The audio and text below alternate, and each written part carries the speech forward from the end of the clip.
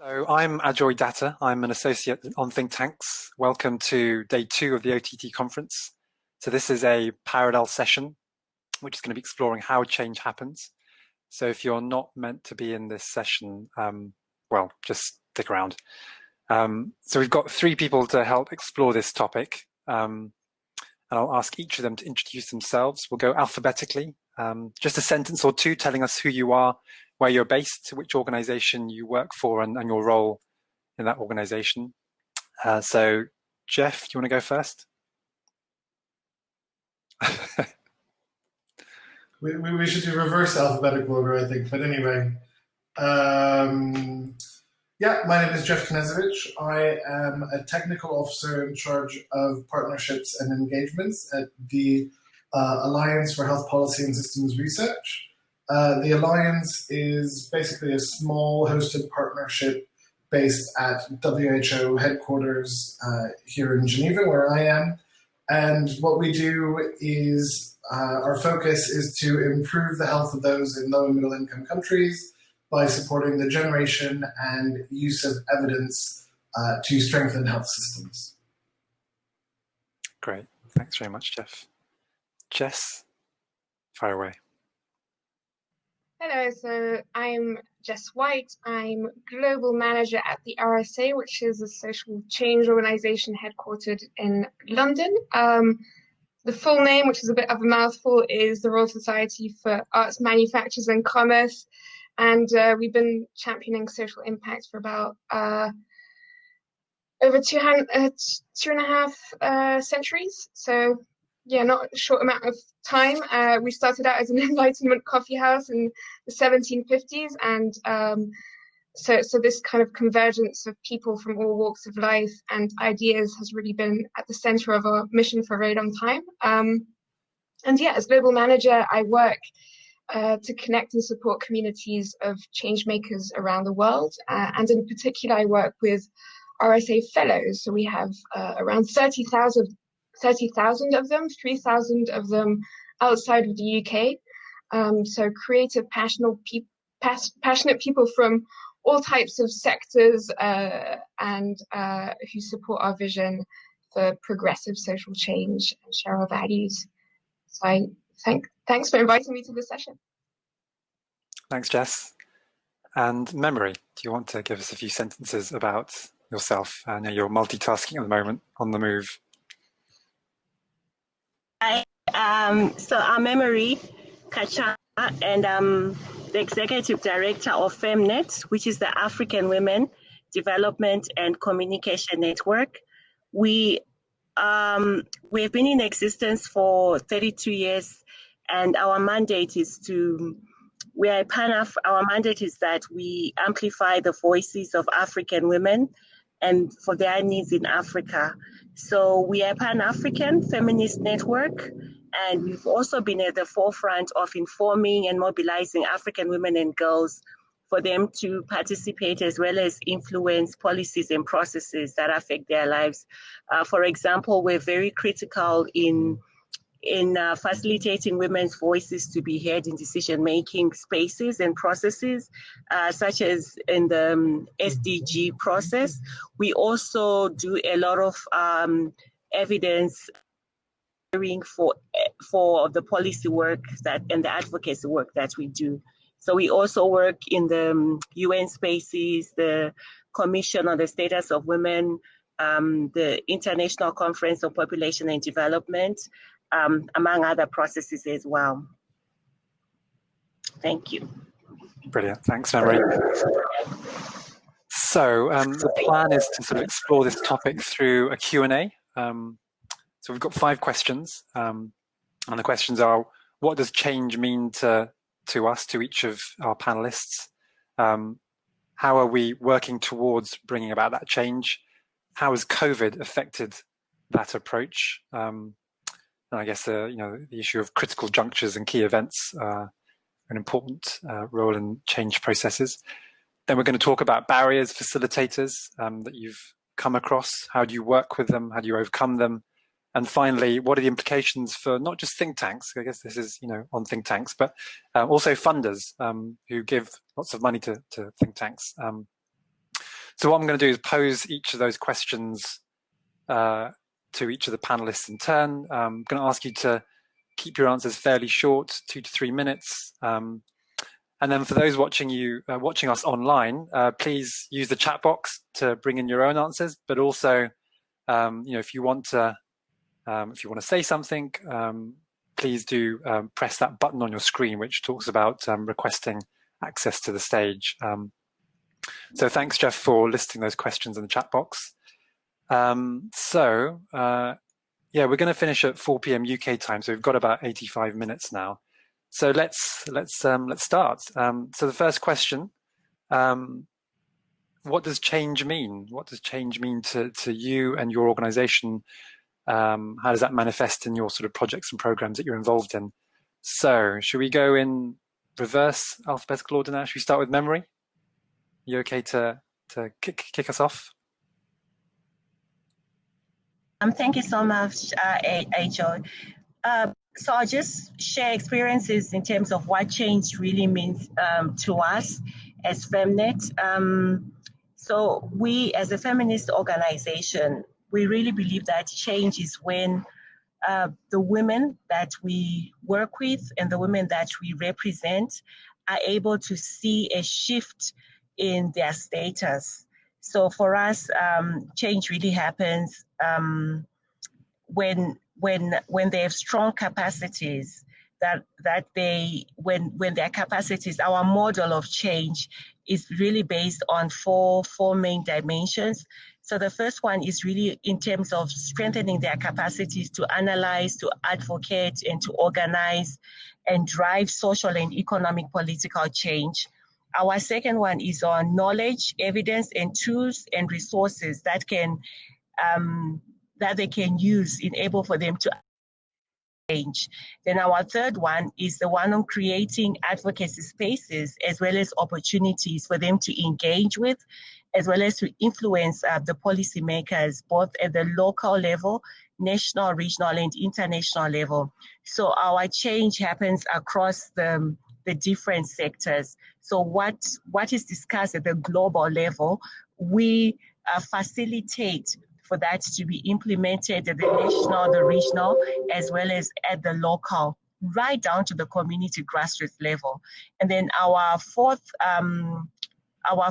element is on institutional structures and spaces. So this really looks at building the coalitions, building movements, and amplifying some of the common demands for collectively driving change.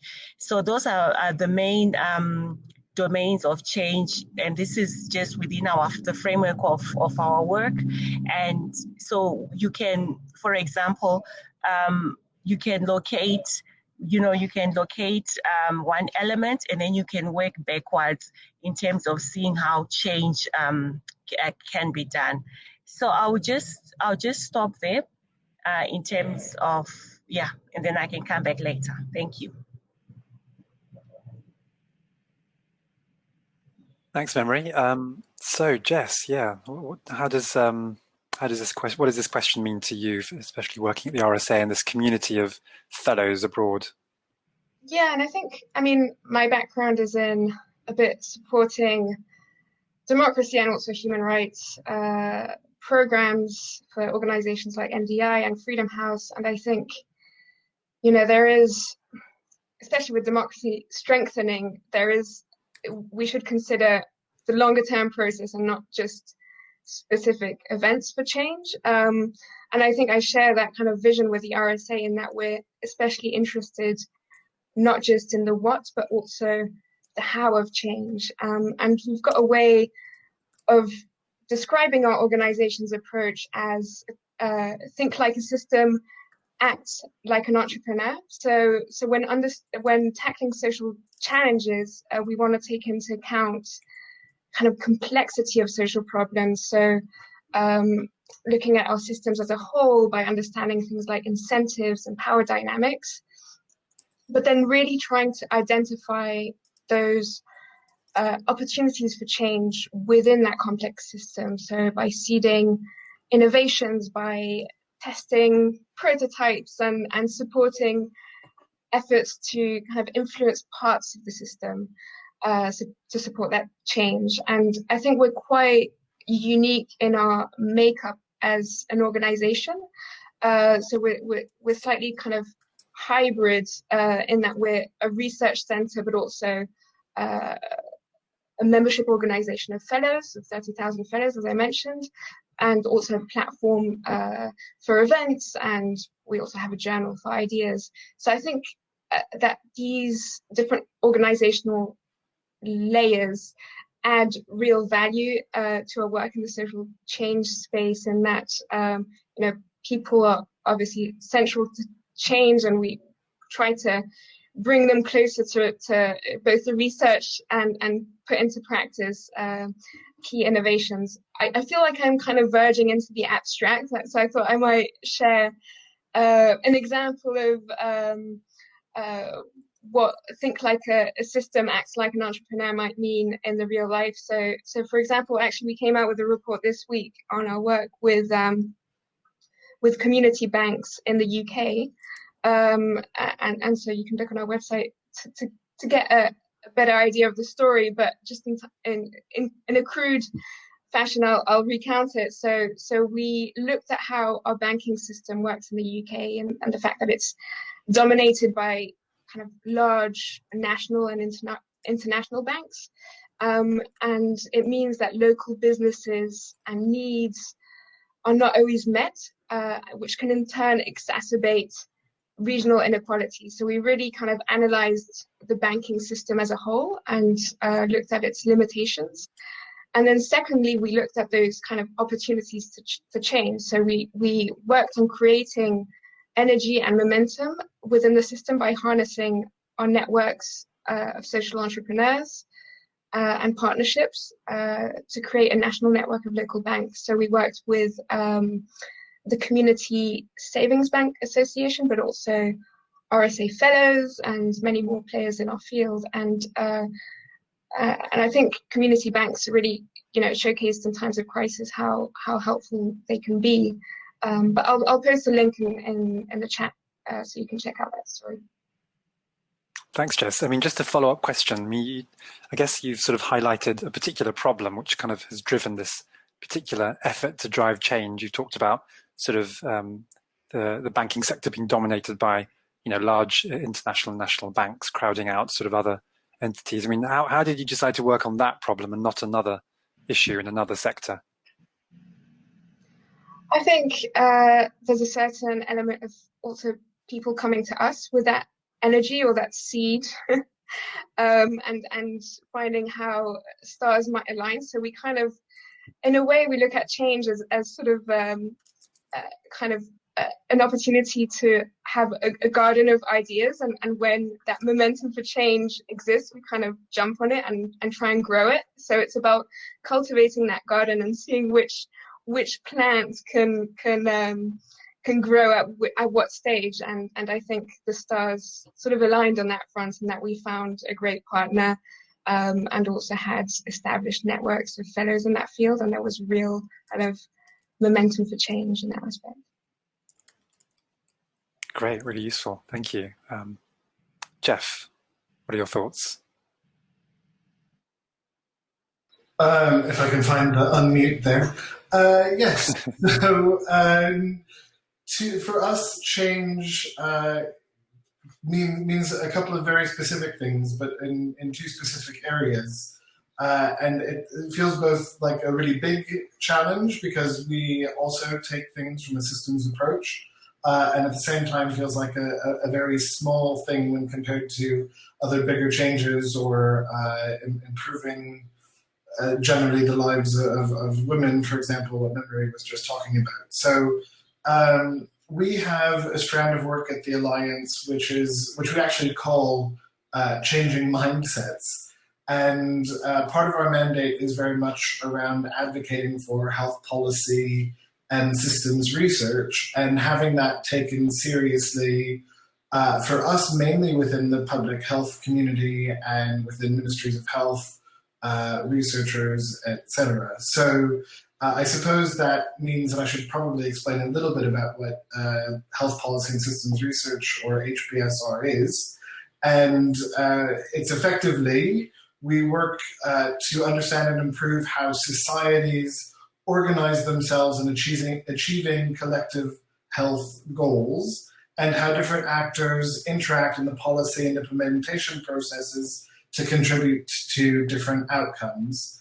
HPSR, by its nature, because of focusing on this whole system and whole kind of how society and politics organizes itself, is necessarily an interdisciplinary and transdisciplinary field. And when you come to public health officials who are maybe economists or come from the health economist background, or who believe that RCTs are the gold standard for how everything should be measured, and kind of emerging from that evidence-based medicine perspective, trying to bring in things like sociology or anthropology or the study of politics into how these systems organize themselves can be a bit of a challenge. So that's one thing that is changing for us, or that we try to change, is mindsets of how people view us. And so part of that is appreciating the importance of HPSR. Part of that is accepting some of these different methodologies. And I think an important part of that for us is also encouraging people to act local. So have local generation of knowledge and local funding to generate that knowledge, so that it very much comes from within the system. So if that's one big area of change that's important for us, another one is maybe more something so people who work in other think tanks can relate to, which is just on ensuring that there's more evidence use to strengthen health systems. So how to bring researchers and policymakers and implementers and communities, the people who are impacted by these health systems or their inability to access these systems and services, to improve them and make them stronger. So changing in the way people work is another way, another important change for us. Great, thanks, Jeff. I mean, just a couple of follow-up questions. You talked about systems and also mindsets, and a lot of people are talking about systems now. And I guess for me, a system, has a boundary and has some parts which are moving.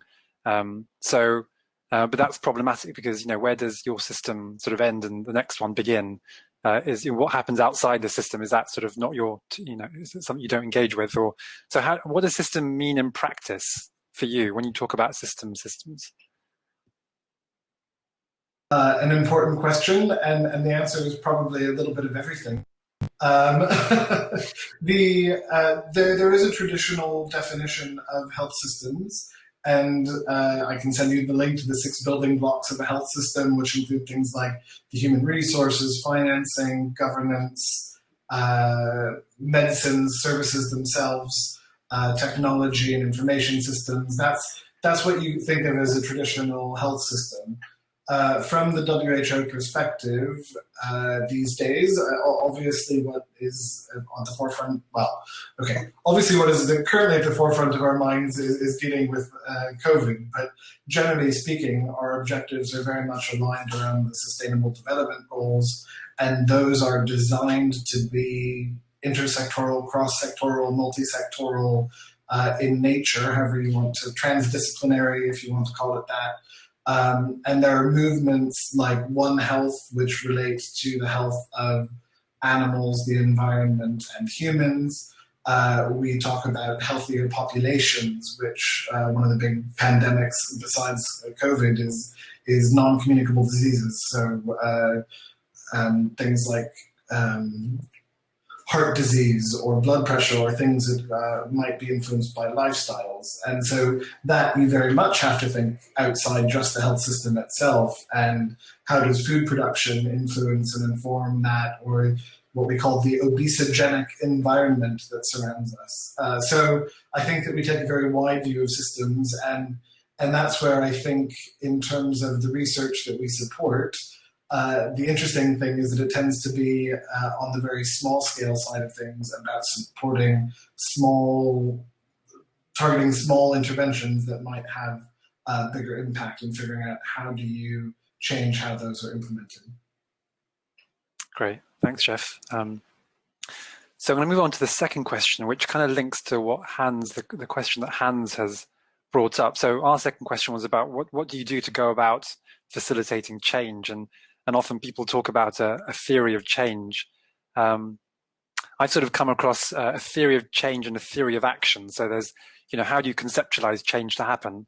How do you think change will happen? And then what do you do to facilitate that? So, if change happens through sort of large movements of grassroots communities, then maybe there's something around building community. Drawing on sort of Hans's question, to what extent are there more formal theories of change? And some of the work we have seen at think tanks, we've seen research still assuming that they throw their research over the wall and that will be taken up on the other side. So a very basic theory of change, clearly handing research over to policymakers isn't going to suddenly change their minds and change their political and interests. Thinking about sort of how you conceptualize change, what do you do to promote change? Any thoughts? Should we start with Memory?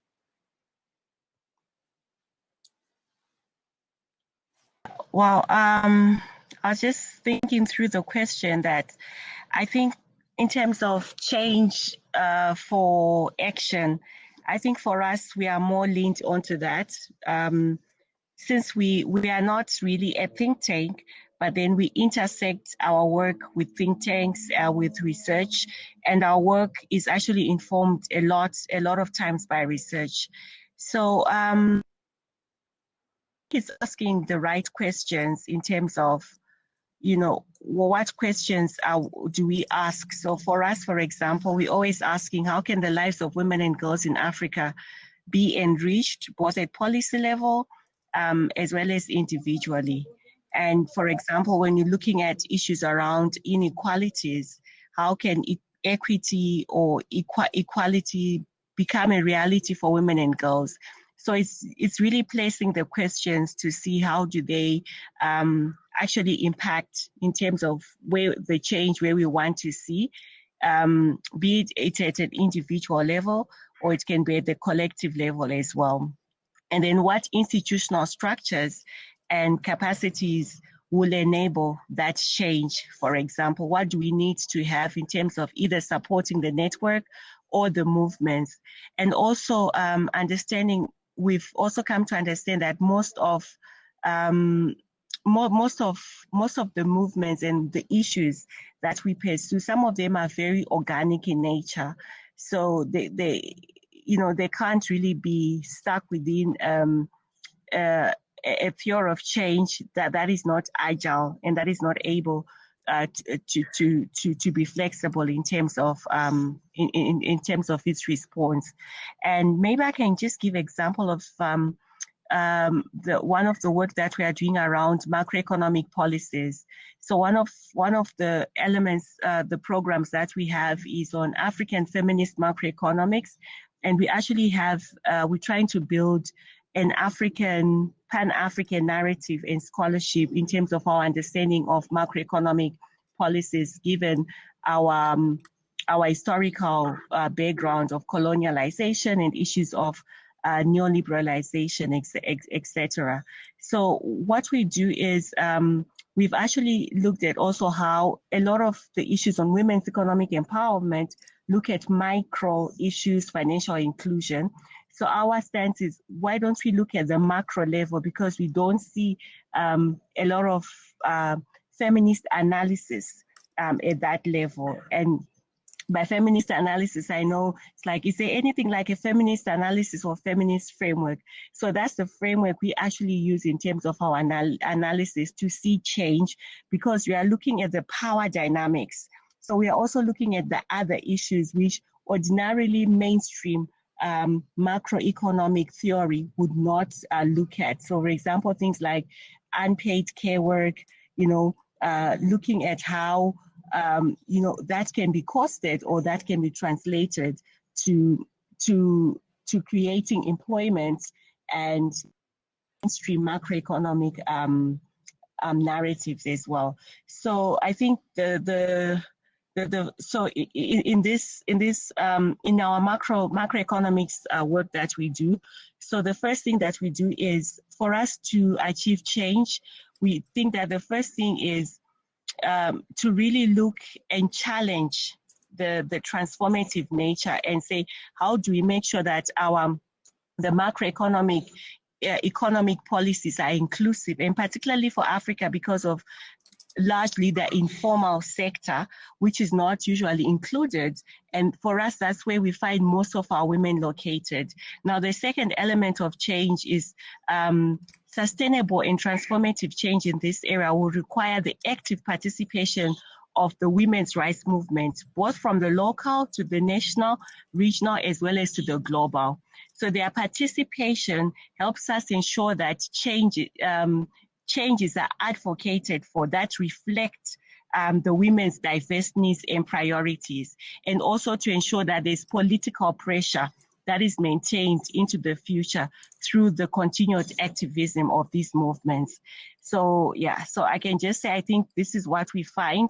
And there are also other barriers that we face, especially the lack of evidence that is needed to inform the advocacy. So this is where research, data, and information comes.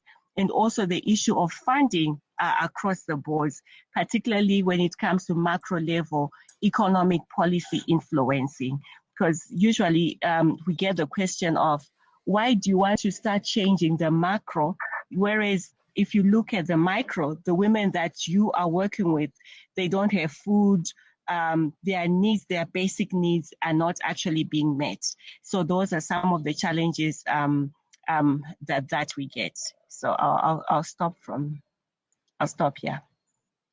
Thanks, Memory. Just a follow-up question. I guess I'm seeing sort of a linkage between grassroots and micro and sort of the macroeconomic policies. So you're looking at the linkages between the two. And you were talking about, sort of building the participation of the women's rights movement and facilitating them to bring about change. And I wonder if you can provide an example of some work you're doing or have done to build the linkages between sort of the grassroots movements and the macroeconomic policies.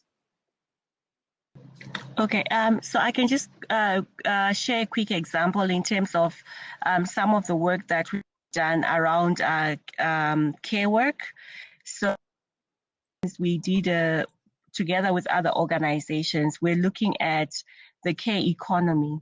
And what we did is we actually put together different activists, so mainstream economists, feminist economists, media journalists, as well as gender equality activists. So we put them together into what we call the African Feminist Macroeconomic Academy, where we started really breaking down and say, what do we mean? What does a care economy look like? And out of that care economy, we came up with policy briefs. And these policy briefs, we've actually submitted them to the African Union. And we are actually in the process of saying, how do they start recognizing the issues of care work? How do they make sure that it's remunerated? And of course, we've seen now how that work has enabled us to continue advocating for it, especially now with the COVID crisis. So what we have seen by doing that process, so the process of change, like, is the capacity building of these cohorts of movements who have used this information and evidence to inform the policymakers. And within the policymakers, we've seen an appetite for us to start crafting a policy framework that can be used around care work. So just getting them to recognize for us, that has been a huge, huge step. And we do know that it's really linked, particularly we've managed to link it with the work where in the agro sector, where we know that most of the women are the ones who do the actual work within the agro sector within Africa. So we've managed to take that body of work and to work with the different policymakers to say, how do you start reducing the burden of work that women actually face, particularly within the agro sector? So it's a bit complex in terms of trying to actually then track how it has benefited. But we've seen how using that theory and in terms of pushing we've seen programs now looking at, having labor saving machines for women, and even starting to do that analysis. If an organization or if an intervention wants to work within the agro sector, they actually more and more are using those tools for doing the gendered analysis and even asking for mechanization in reducing that. So it looks like a long process, but we can actually track in terms of how this, the movement, the cohort that we have built their capacity, how they're actually moving and how they are influencing the different dynamics. I don't know if that answers you. Yeah. Yeah, no, very comprehensive. Thank you, Memory. Really appreciate it. Okay, well, let's. I mean, you've mentioned COVID there, so let's move on to COVID, that issue. And I was just reading a paper the other day, written by Duncan Green, COVID as a critical juncture, and he talks about critical junctures, are scandals, crises, conflicts that can throw the status quo and power relations into the air, opening the door to previously unthinkable reforms. And he goes on to quote Thomas Bollicki, who argues that such events, including health shocks, well, in the book Plagues and Paradox of Progress, plagues, pandemics, health shocks, encounters, he talks about encounters with infectious diseases have played a role in the evolution of cities, the expansion of trade routes, the conduct of war, and the participation in pilgrimages.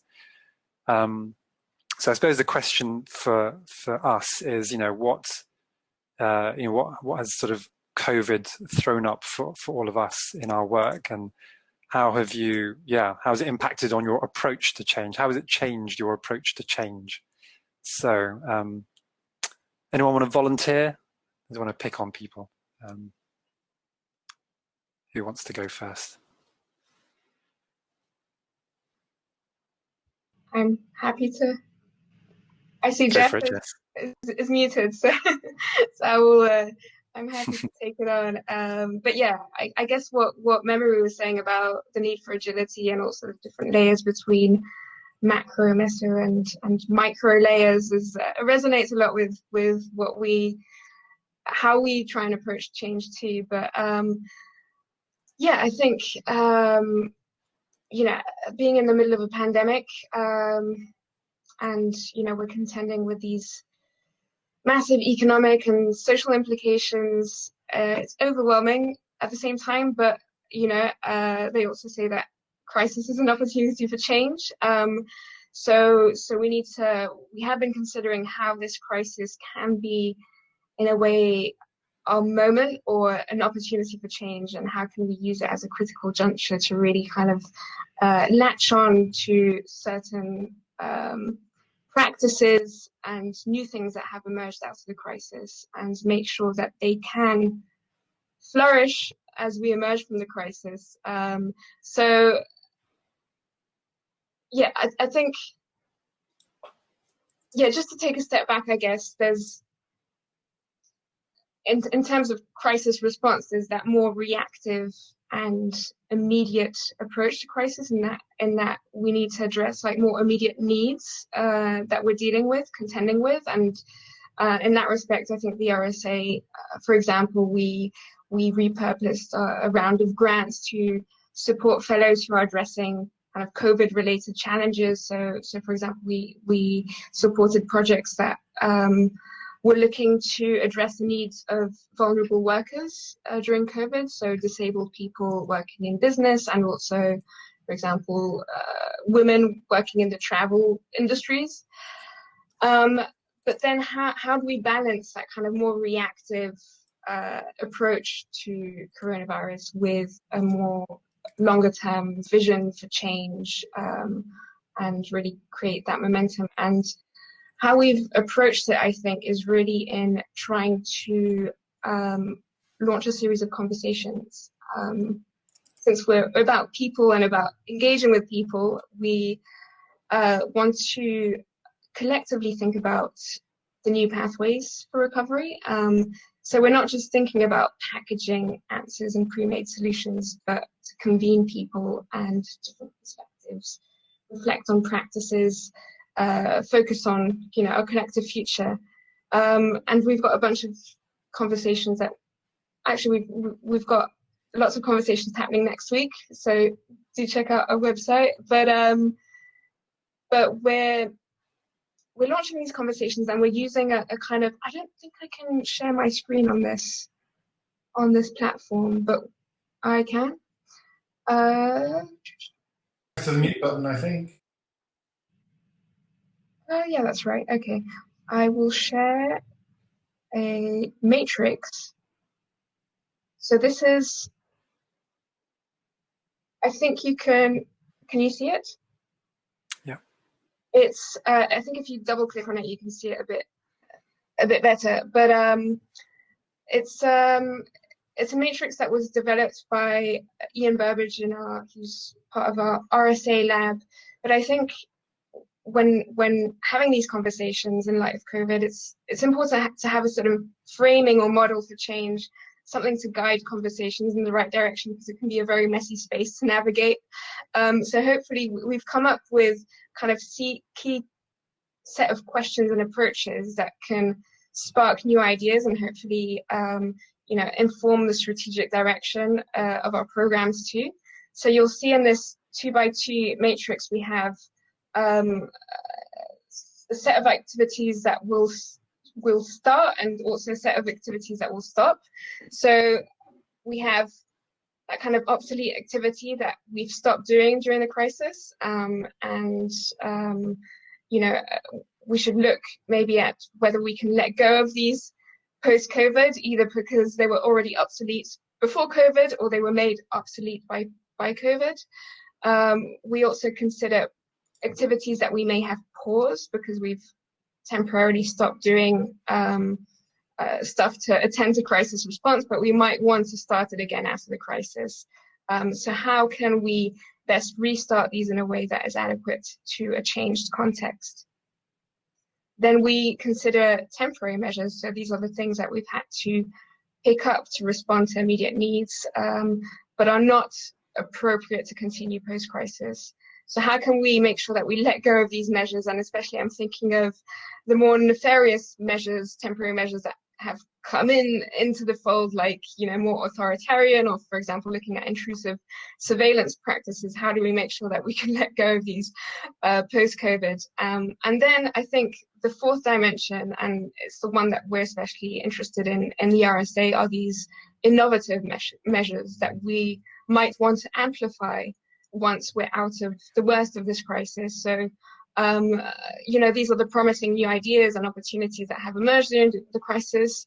I can think of, for example, the increase in volunteering. How can we hold on to these promising changes, and how can we create the right type of system conditions to really enable these innovations to flourish post-COVID? I will stop sharing here. I mean, obviously, this is a kind of quite a basic matrix to try and understand a very complex issue.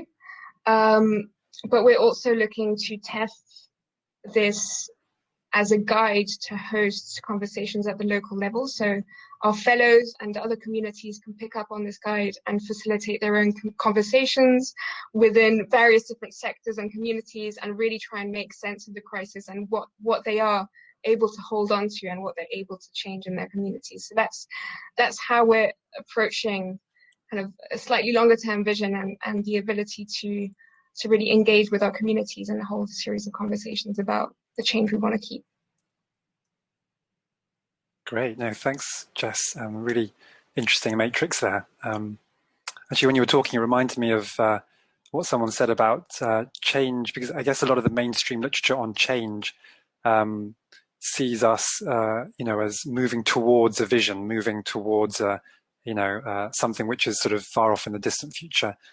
So we move towards change, but someone said to me, actually, it's about moving away from circumstances and situations. And it reminds me of what some academics have said about change in East Asia, the East Asian miracle. Politicians weren't necessarily sort of envisioning rapid economic growth. What they were trying to do was get away from the violence and security, which was very prevalent in the 50s and 60s, formation of the state, highly unstable and insecure. So I suppose from what you said, you're kind of trying to sort of make steps towards a long-term vision, but also moving away from negative, mitigate the negative impacts on vulnerable groups during this particular crisis. So interesting. Thank you, Jess. Who'd like to go next?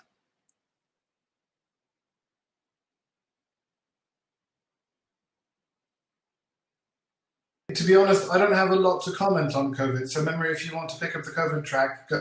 Otherwise I will make a slightly different interjection.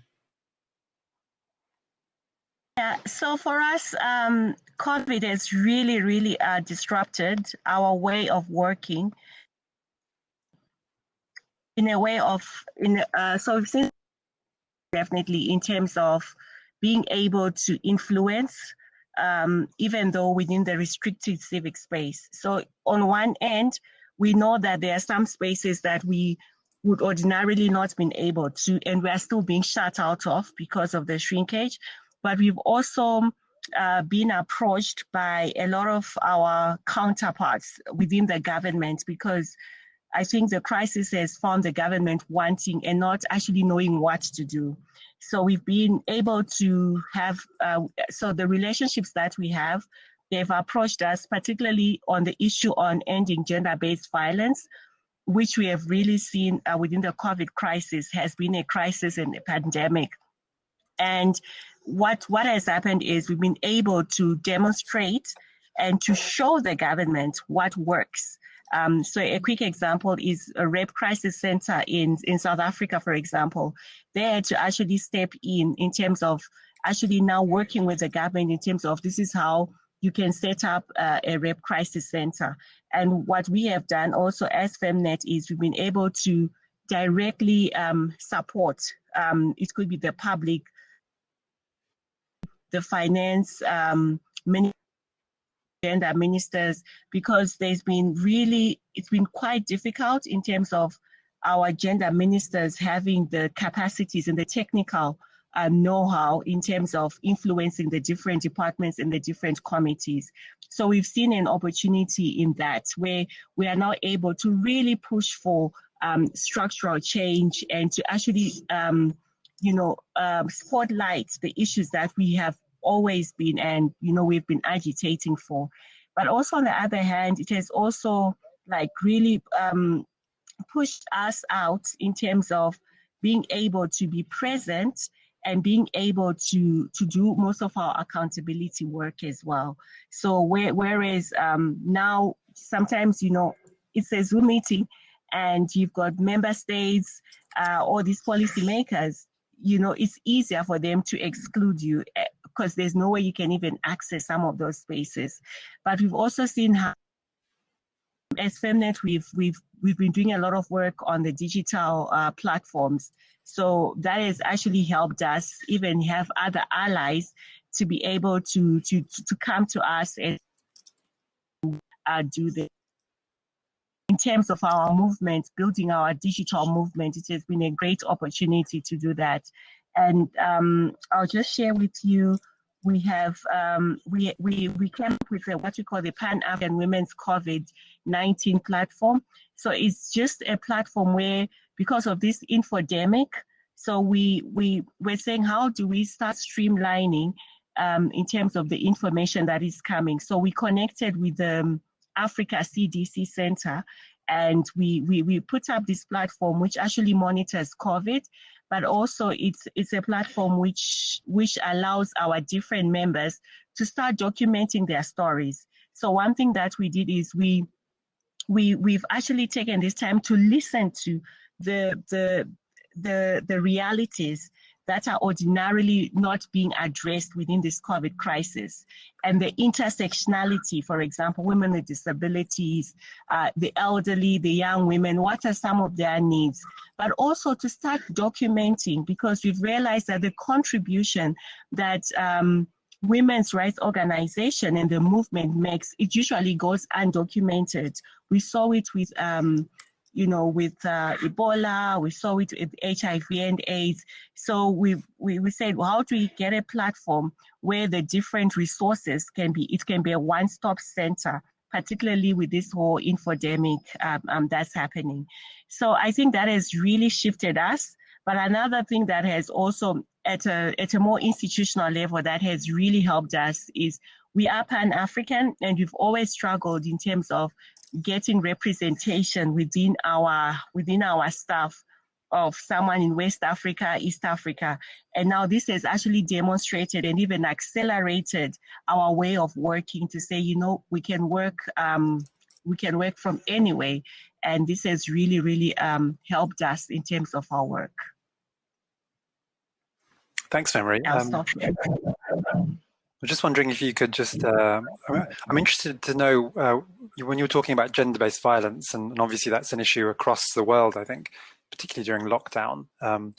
And, you were talking about how you've been able to sort of work with governments responding to demand and show them what works, And I was just wondering which particular jurisdictions have you been able to make progress? And I'm always interested in motivations. What convinced these politicians to change their mindset? Jeff talked about mindsets before.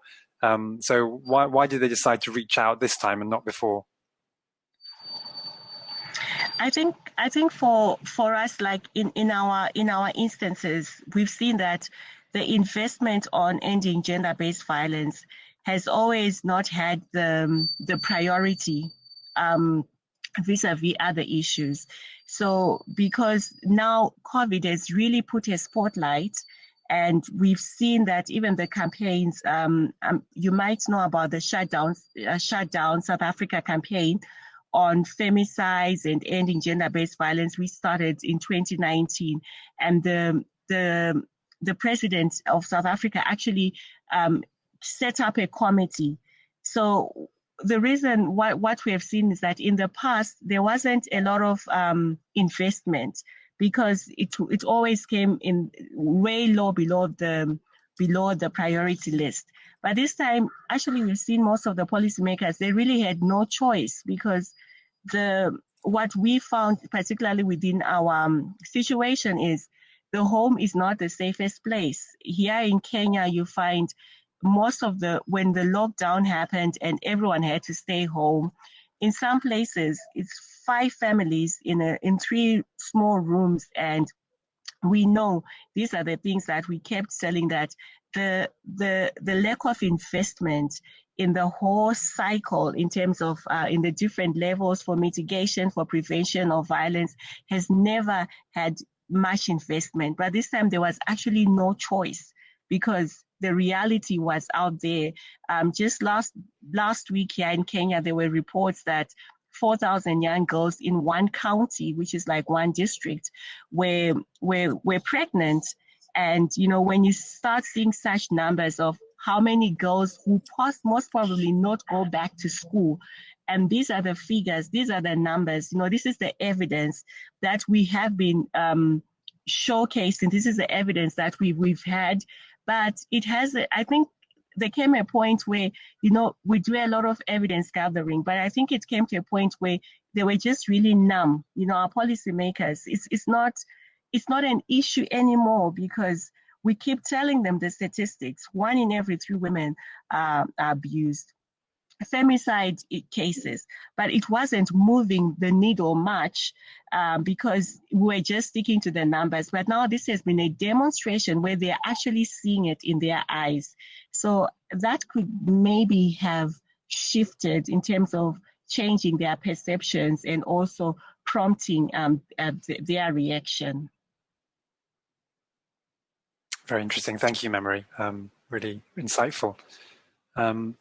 Jeff, you mentioned you didn't have anything to say specifically about COVID, but working for the WHO, I'm a little bit sort of shocked by that comment.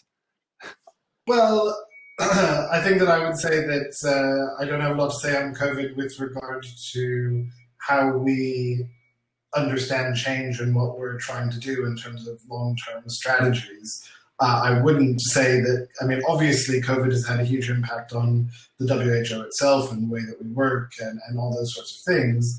But, you know, so the Alliance is a hosted partnership, but the WHO itself is an international technical partner for member states. We are able to provide guidance on issues, and as we've seen with this particular emergency response, we have absolutely no ability to enforce any of that guidance, and member states are able to do what they want to do. So, you know, if you look at a long-term strategy for how do we either try and encourage more health policy and systems research or things like that, we can provide guidance, we can provide technical assessments, we can provide things like that. But and COVID doesn't really change that. It might change how those are produced, but it doesn't change that sort of those carrots that we offer. Having sticks to move people along with isn't really a tool that we're able to have in our toolkit because of the organizational structure that we have.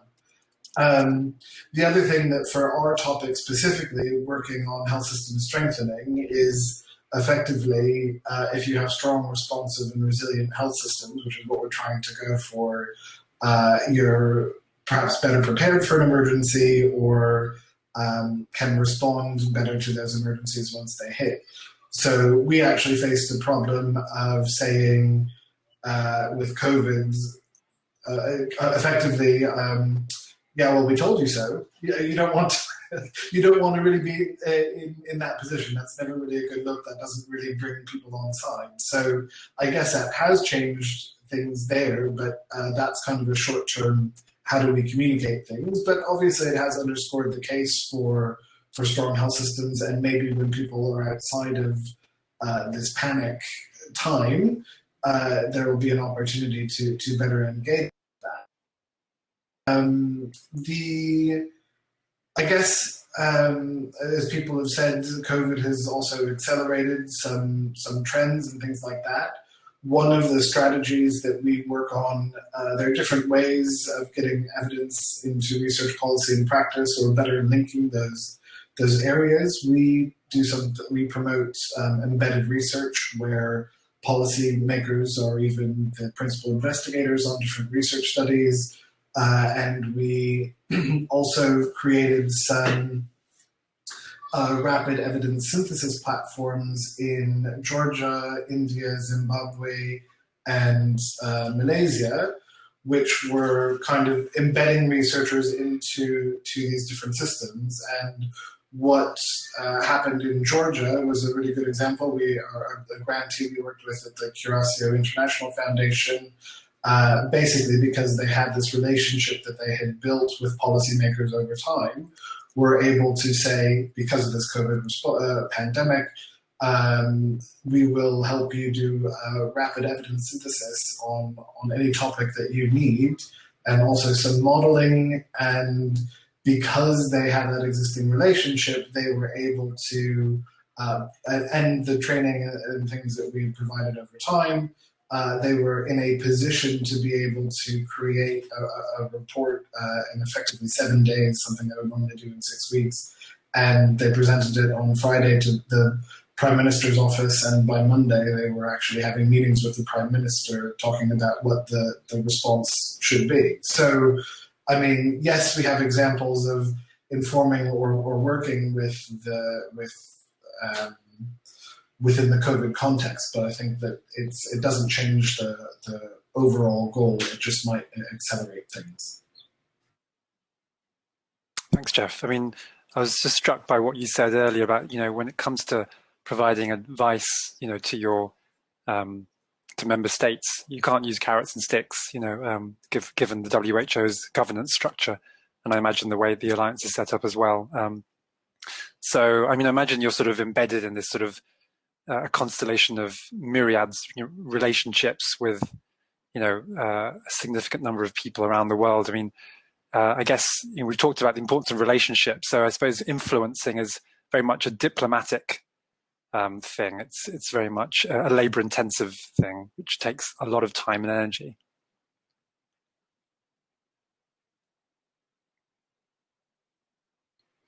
Was there a question? I was just wondering if you wanted to respond to that. Yeah.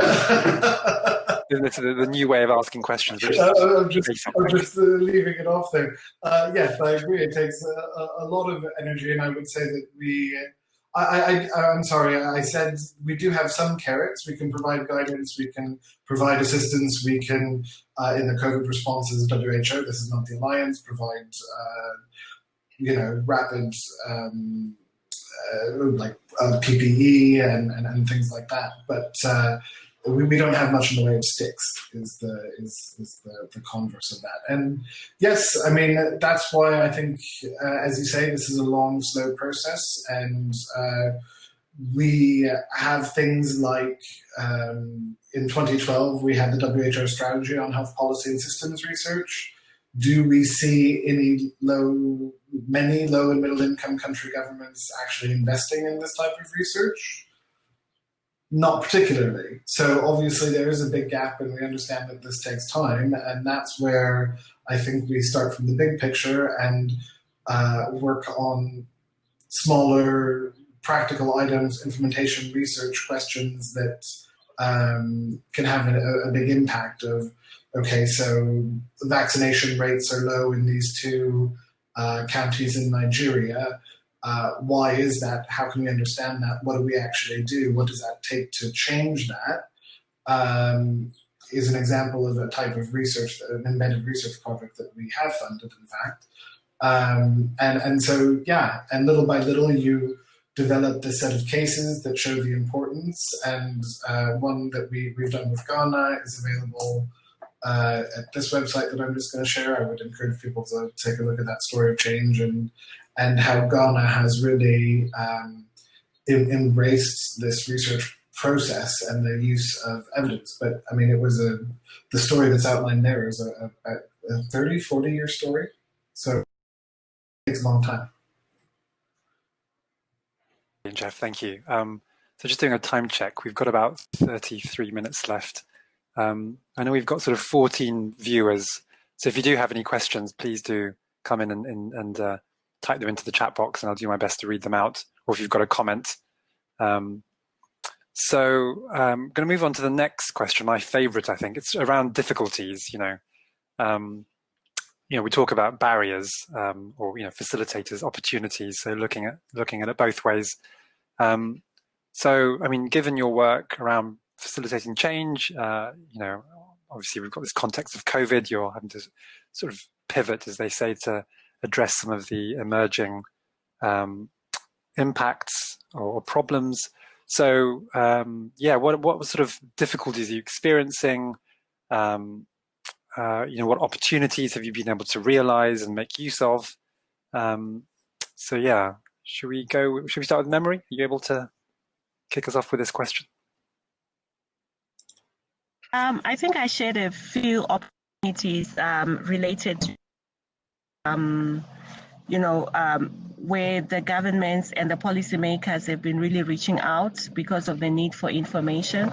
But I think another thing is to say it's difficult to, unless there was an existing relationship, or at certain entry points, it's usually difficult for you just to sort of like get into this, provide support where it's needed.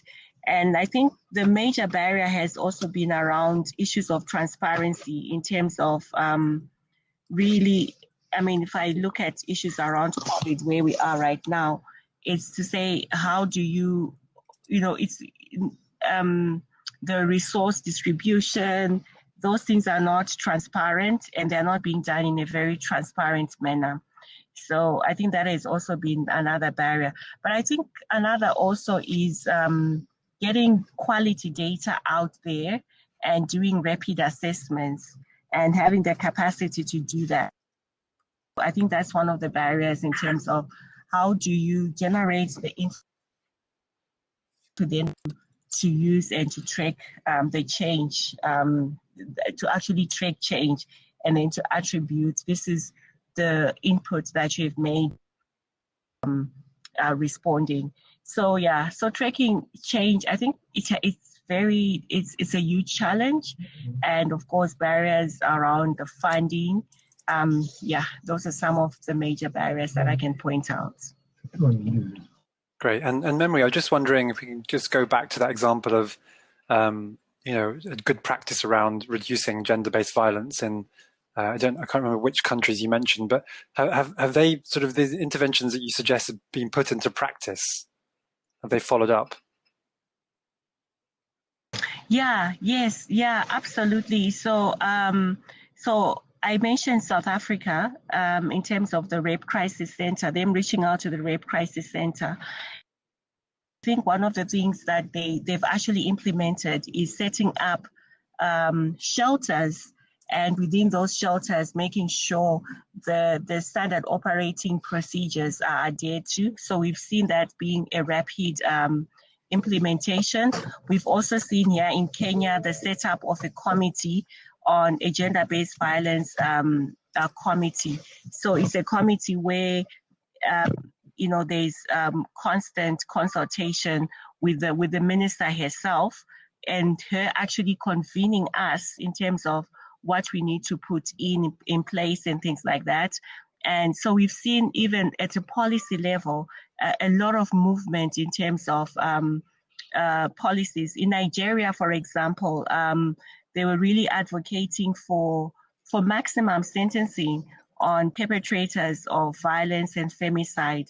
And we've seen this already getting appetite, and seeing the parliamentarians already taking it up.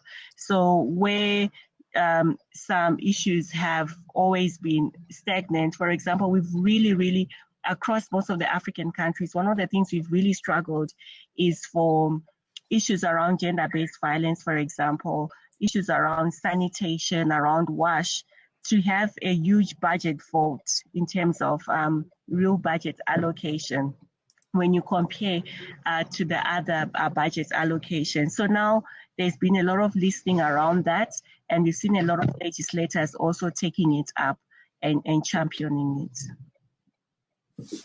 Great. Thank you, Memory. Who'd like to follow up on that?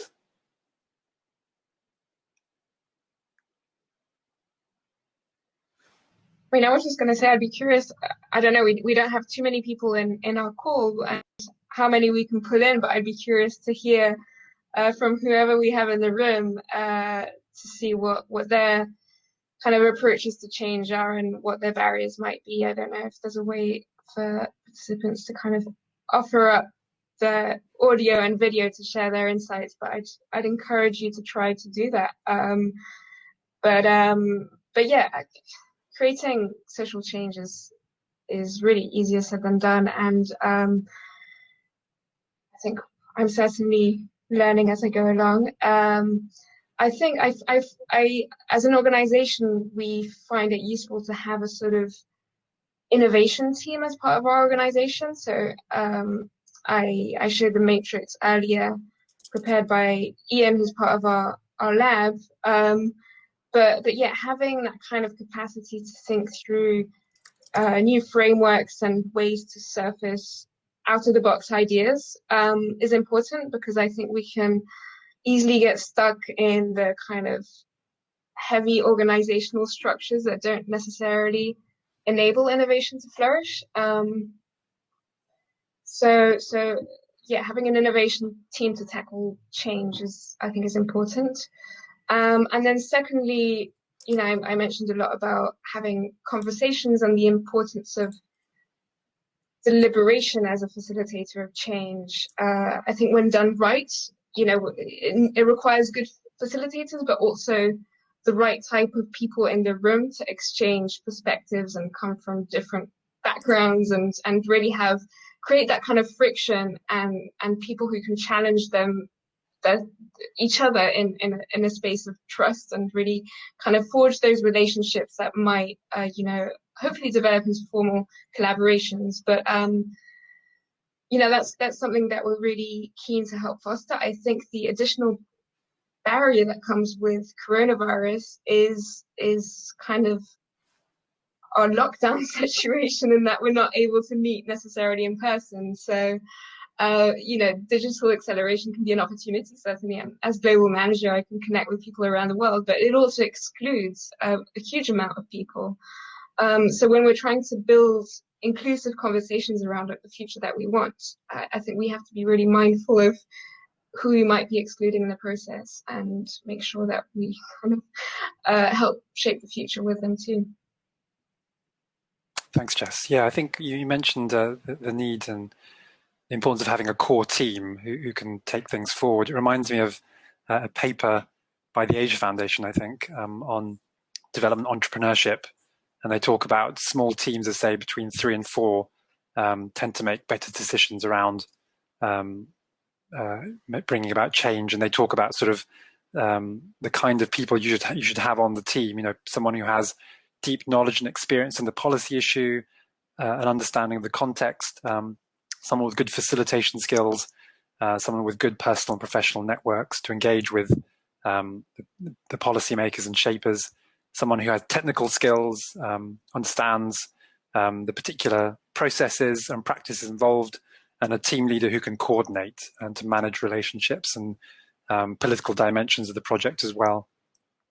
And I think we've got some comments from Hans, who talks about, I think we talked about frameworks, and he says, I don't think it matters so much which framework you choose, but you need one and then adapt it. And I you know, I could problematize that, because sometimes frameworks themselves get in the way of thinking creatively and openly. Sometimes it's better to have a blank sheet of paper. So I suppose it depends on the type of people you have in the room, I suppose. And Memory, I'll just read out the comment you've said. The digital divide has also been a huge barrier. We've seen the reintroduction of radio programs and schools being conducted through TV, but of course it still leaves a lot of people out, especially on the African context where data is expensive.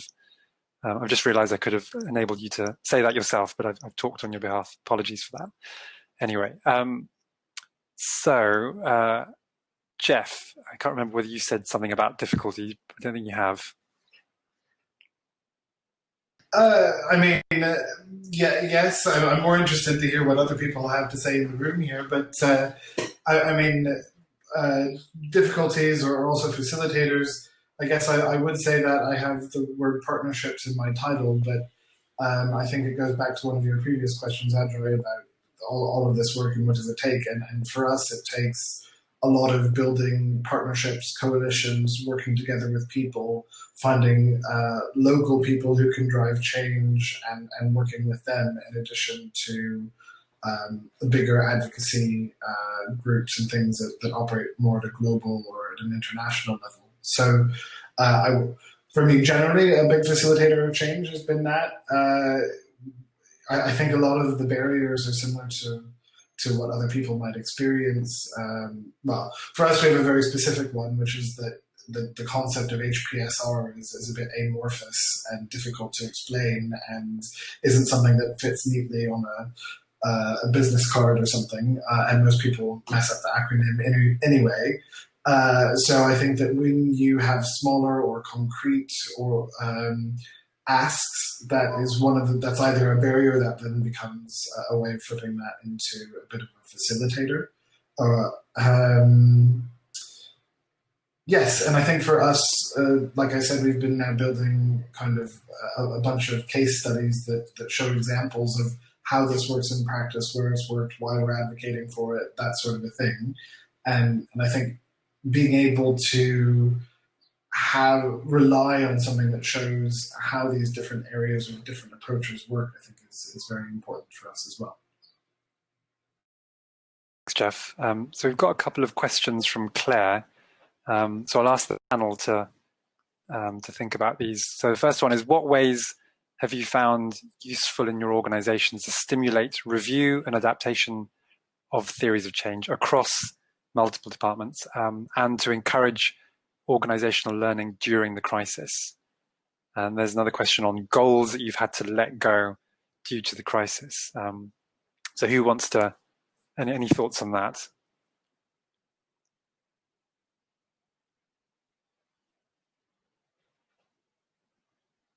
And maybe Claire, you might want to provide some answers yourself from your own experience, either in the chat box or you can request access.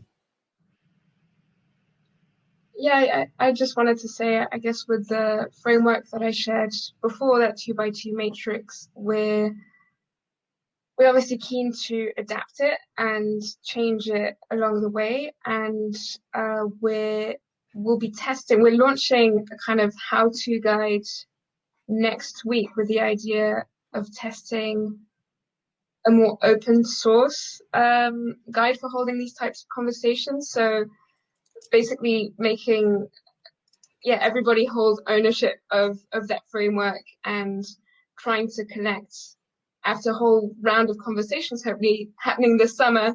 We'll reconvene in September to connect people who have held these conversations in various local contexts, exchange their views, and hopefully collect more learning from that, continue iterating and adapting the framework as we go along.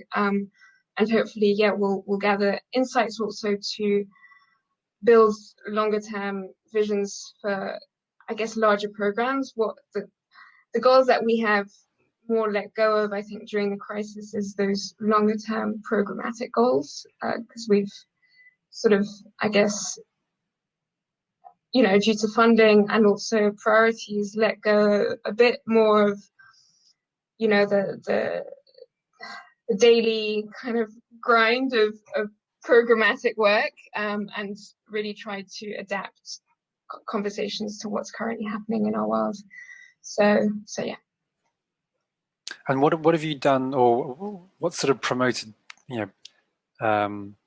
people to come together regularly to talk about these things? Have you done anything to give the group of people energy? Is it sort of innate in them? Are they being driven by the crisis? What kind of factors have enabled this to happen? The learning, as you say, across the organization. So it's still a work in progress. We're hosting a series of more closed door conversations with various sectors next week. So looking at kind of the education sector, looking at working on future of work, for example, using this matrix to try and understand what opportunities for change exist. But then, we're also hosting a series of workshops next week to kind of open it out to more people and explain what the matrix is about and how you might want to use it. So it's about testing it out in different communities and seeing if it sticks. Cool. Okay. And just to throw into the mix, Hans is asking sort of how do you capture the lessons you learn, and how regularly? So something else to consider in your responses, Jeff and Memory. Who'd like to go next? I can. So what we have learned is we've done a lot of review, like strategy refresh. Luckily for us, we were in the process of, we're still crafting our strategy. So we just managed to do like a refresh in terms of just looking at how this COVID the current crisis will impact the work and the future of our work. In terms of tracking change, we've also put specific trackers. So as part of the platform that I mentioned, we've managed to put trackers and work with our network members in the different regions. So we've had a lot of negotiations with our funders in terms of, redirecting our travel budgets and really pushing through, because most of them have come out saying they are allowing for flexibility. But you see, when you start negotiating and start moving, also poses it's another discussion, because most of them, their frameworks are not adaptable to say you want to move this budget line to this budget line. So we've done a lot of negotiations, a lot of pitching. We did a COVID-19 response plan, which included getting our different members and organizations and networks to come together and start tracking what's happening so that we can be able to have those lessons that we have learned. And we are definitely doing a lot of heart-to-heart discussions, frequent meetings where at the management level also, but with our board in terms of what are some of the key things that we can change and kick in place. I think the working from home aspect hasn't been that easy for us because not everyone's home can be converted into an office, and with the majority of our staff also being mostly women, most of them the burden of care, child and school. So I think there are some of those issues, even the issue in terms of the mental strain, the anxiety this has caused, which are sometimes difficult to measure or to sort of like program, what you may want to call the soft issues. So those are some of the things that we have really tried, and to see how do we factor that in as we continue working with the work. And of course, there's certain goals. I think for us, most of our goals, because of the nature of our work, is mostly long-term, it's mostly policy advocacy. So most of the goals that we're still in line, because the issues that we have been really pushing for sort of like remain the same. So yeah, so there hasn't been much shift, but a lot in terms of our risk assessment.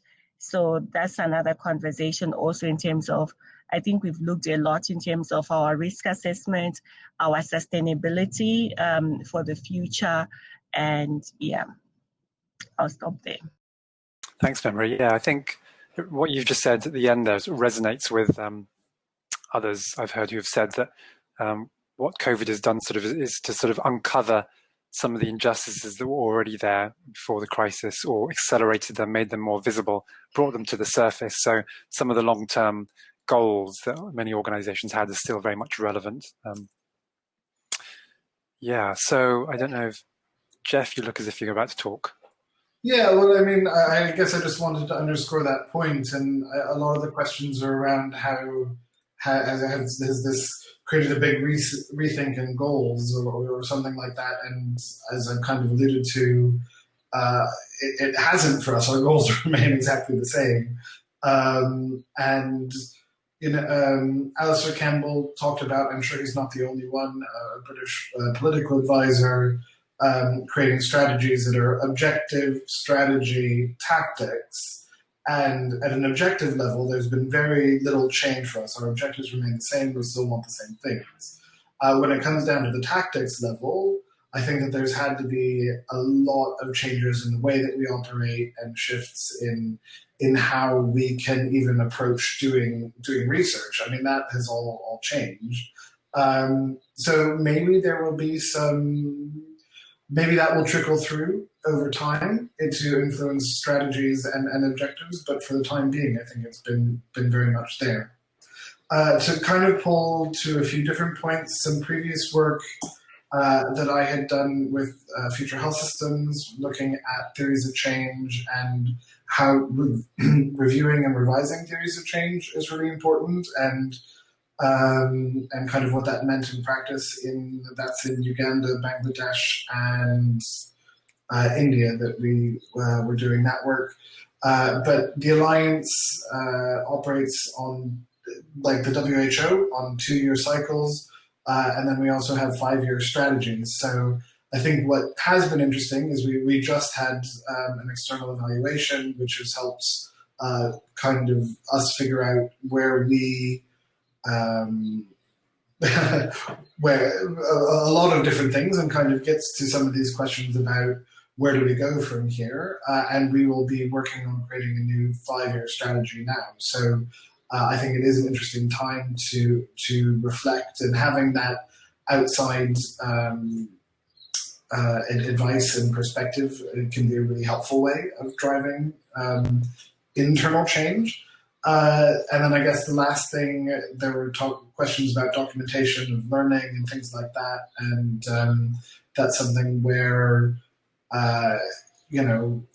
whether we want to, well, we do things on a quarterly basis within the Alliance, but we now also have, at the prompting of some member states, an audit undergoing of every decision that we've been making with regard to COVID. So that feels like every decision we've had to make for the last 3 months. So that's been an interesting process of trying to reflect on all of those operational changes. But yeah, I'm not sure that adds very much insight, but it is a reality of our everyday. We've actually had a lot of reflection at the moment.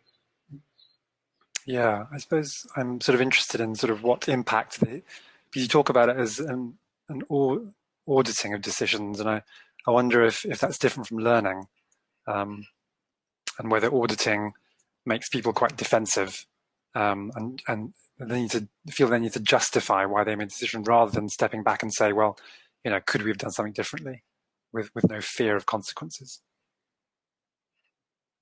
I don't know if you want to say something. Comment.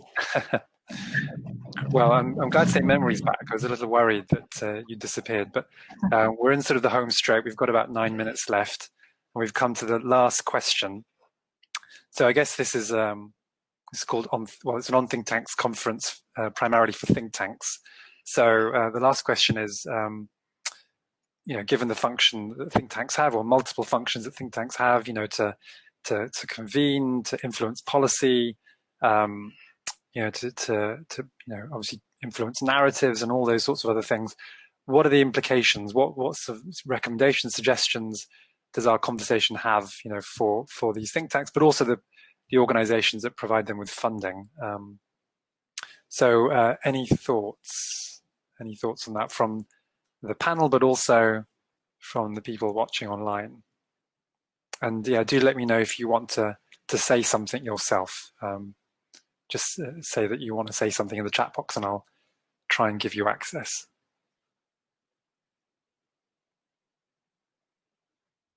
Let me just start sharing in case I get lose network. So for me, I think one of the major, I think for future for think tanks, is the need for data that sort of those futuristic thinking models, because I think right now there's need for solution type, because there's a lot of uncertainty. So I think there'll be a lot of I think the relevance for think tanks has never been much bigger than now. I think that thinking in terms of what are the different scenario mapping, what can it look like, and substantiating it with the how in terms of the steps, because I think there is a whole, we are more almost like on a reset button to say, how can we do things differently? And what is really missing is the how.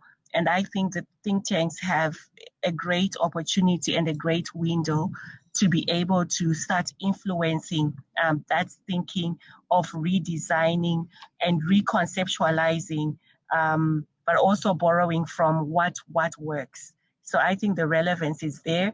But I also think in terms of the funding section, I think there's a need of continual lobbying in terms of how do the funders shift their thinking in terms of,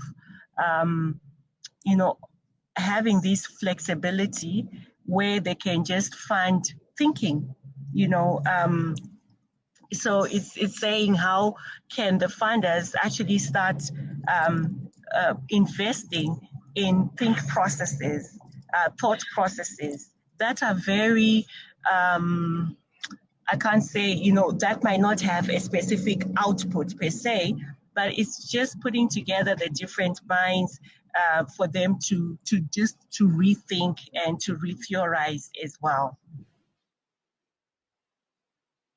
Brilliant. You know, I think that's a really interesting point you just made there, Memory, about sort of funders funding processes rather than outputs. As an obsession with outputs, you know, changes in legislation, changes in whatever. But you know, the process itself, even though it might lead to a dead end, is actually really important in itself. So are funders able to take that risk?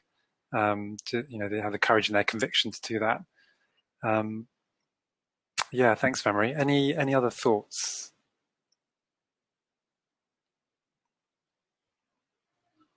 May I jump in, or Jess, are you about to? Or okay.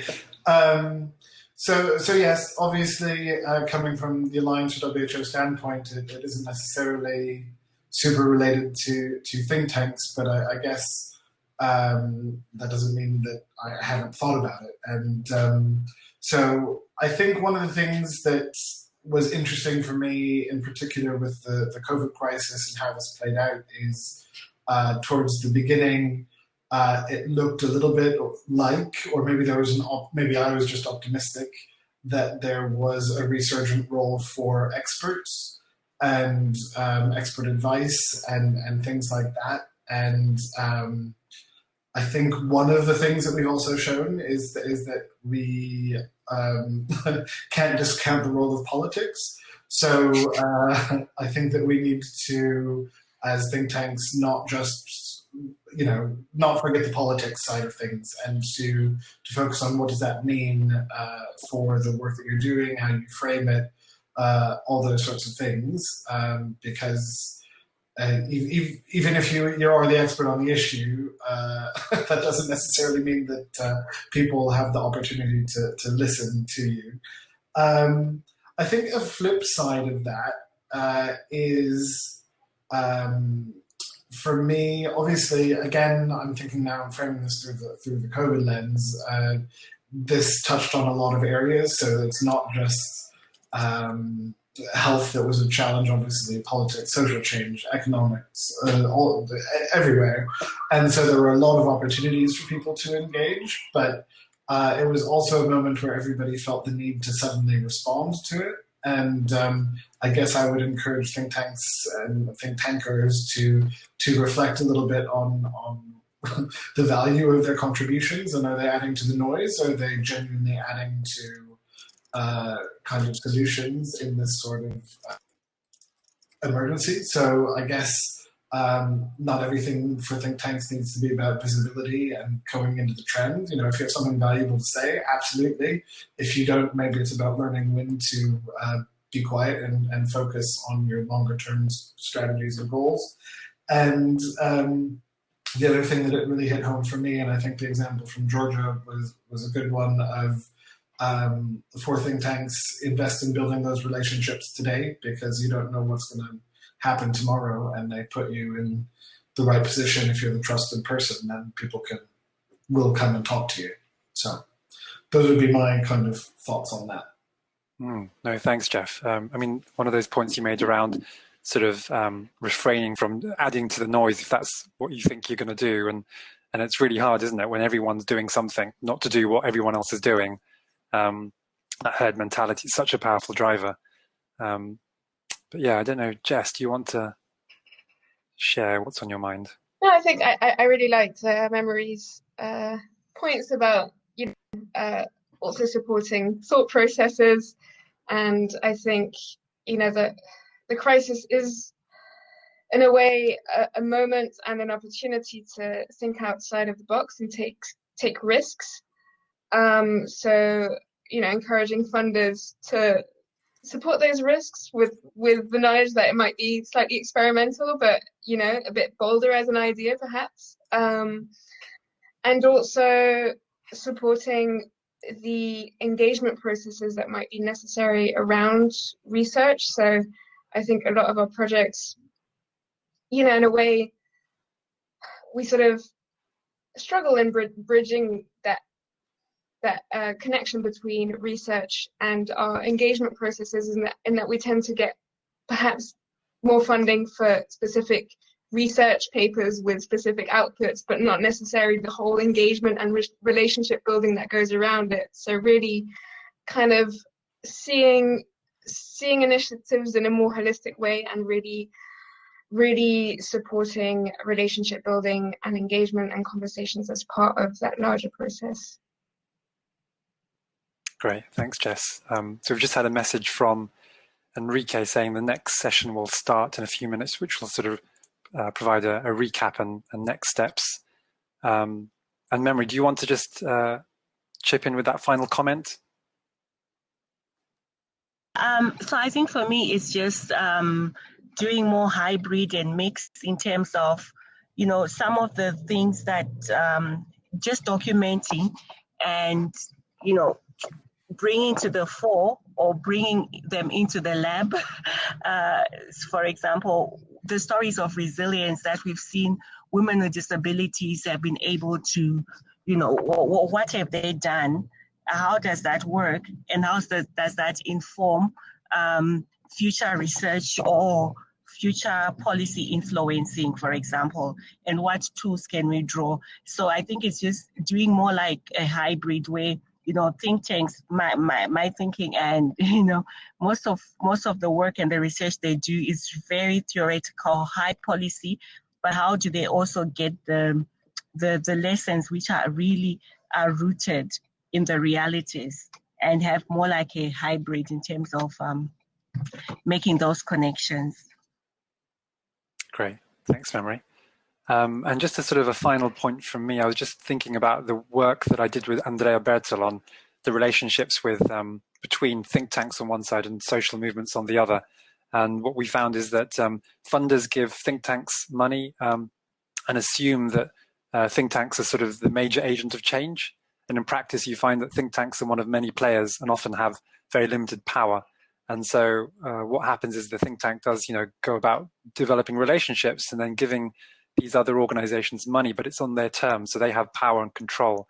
So funders need to sort of think about their theories of change in a bit more detail, because at the moment social movements and other sort of political actors seem to be absent. So that's something I would suggest funders rethink. But we're 2 minutes over, so I'm going to bring this to an end. Thank you very much to our panel, Memory, Jess and Jeff, as well as our 15 or so viewers.